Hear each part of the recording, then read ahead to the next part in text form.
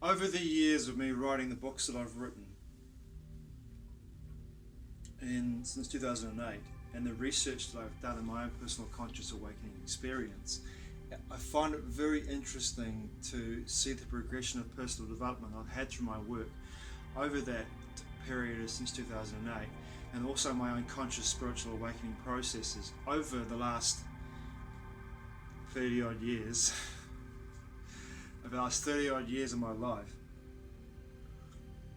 And what I've been drawn to in regards to information, and what I've discovered of myself through personal experience and my own resonance, and how that's changed, and what the magic of my life that has brought into my life, those people, those experiences, those memories, the recall, the catalysts, the wonder and the bewilderment that I've experienced due to the nature of my personal discoveries on that which I have created my entire body of work, creative body of work for Oho Ake.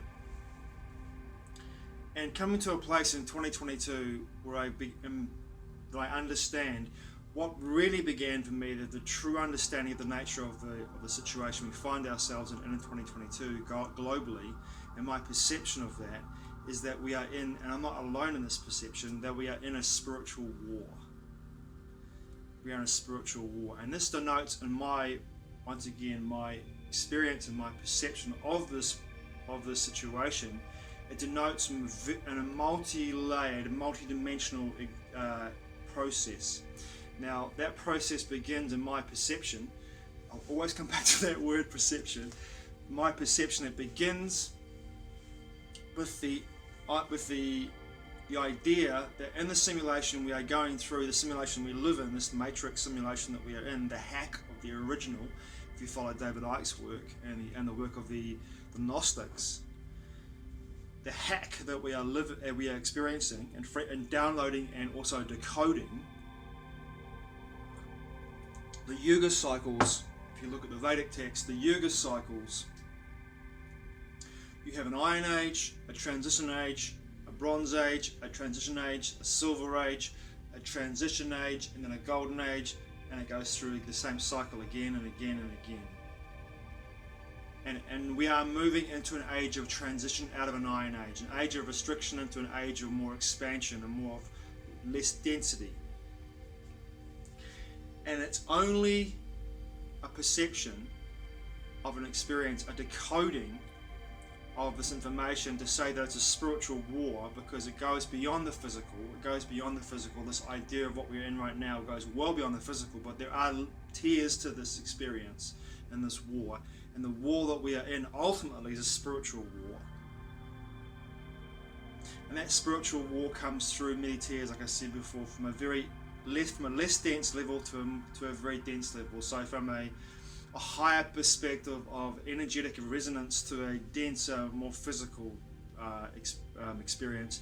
And the most dense part of that being a medical procedure that implants technology into the human biology that will bring humans into a very, very, very dense vibrational matrix, which, if you follow Rudolf Steiner's work and the mystery school work he brought forth in regards to the eighth sphere, and my perception, once again, that is what the powers that be from the interdimensionals that are really pulling the strings are moving this frequency band into a denser place where they can entrap consciousness in the eighth sphere, and in the eighth sphere, in that dense vibrational matrix of a dead world, because this is a death cult who runs this planet. In this dead world where they harvest the energy of consciousness to feed themselves, and also the physical human bodies to feed themselves, these entities, these interdimensional beings. That is the end game for them, right? To have human beings trapped in this eighth sphere, this dense internet of bodies, right? Through the use of biology and technology interfacing with each other at a place where they can control the biology of the human being and the consciousness occupying that body as a means to sustain themselves. That is the information that I have discerned and deciphered and read about and discovered and seen throughout this particular process, but the spiritual war begins in earnest at the level of energetic. And for me, in my creative processes,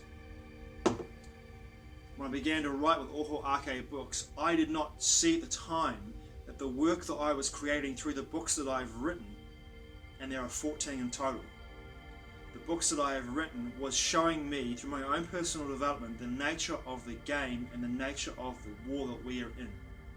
And the information that I downloaded, integrated, and expressed creatively through my books only went to show the nature of this game and how the game can be finished, won, over.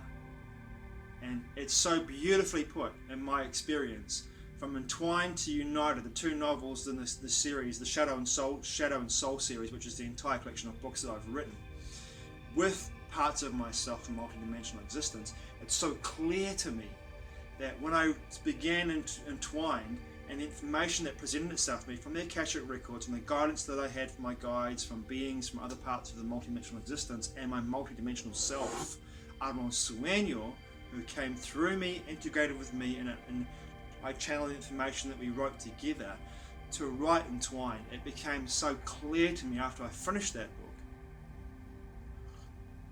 and even now, more so now, that the spiritual aspect of that war and how it was won by traditional cultures working in tandem with beings from a higher frequency resonance, who understood the nature of the spiritual war, understood the resonance of the planet Saturn and the ice rings around it, understood that the formation of the crystals around the ice ring of Saturn, this enormous former brown dwarf, knew how to move the crystals around in a way that changed the resonance of that planet completely. And by changing that resonance of the planet, changed the entire simulation, changed the simulation experience for the beings that were decoding the information being sent from this gigantic power station, brown dwarf Saturn. But the beings that were doing, especially Pāwai Wairua, the tohanga, the Quechua Māori Tuhui tohanga, in my books, Entwined and United, who becomes the author of 3 collections of inspirational short stories. It's convoluted, but it's how I roll. But Pablo Wairua, this young tohanga, this warrior priest, who understands the spiritual nature of this war due to the nature of his teachings from his tohanga, passed down through lineages, oral traditions. He understands the spiritual nature of this war, and the war is won not by him alone, but his impetus, his battle is taken to the forces, the powers that truly control this control system, interdimensional AI. It moves through these biological bodies, which is taken into the form of the reptilian Draconis, the Greys, the Nordics, and a bunch of other beings who have come together under this influence of this AI, this interdimensional AI, with the Archons, what they call the Archons by the Gnostics, which is in the bodies of these beings, which is control of them. And he knows, Pablo Wairua knows through his teachings, through his knowledge and through his access to the greater expansion of consciousness, source energy, that the way to defeat and to bring this energy back into source is a spiritual war. And in 2022, we are experiencing just that. It is a spiritual war. It's a war on many tiers, but the war ultimately, in my perception, is a spiritual war. A war for our souls, a war for our consciousness. It may be played out in many battlegrounds. A war for our minds, a war for our hearts, a war for our bodies to get us into the Internet of Things, a war for our perception of what's really going on, a war for our ability to be empowered, to know our place in the multiverse. The war is a spiritual one. And I really feel as though with my work, what I've written in regards to the books that I've written, especially through those 2 books, Entwined and United, but but also through Sanctum, the novel that I wrote my first draft of in 2001, 2002. I published and revised many times.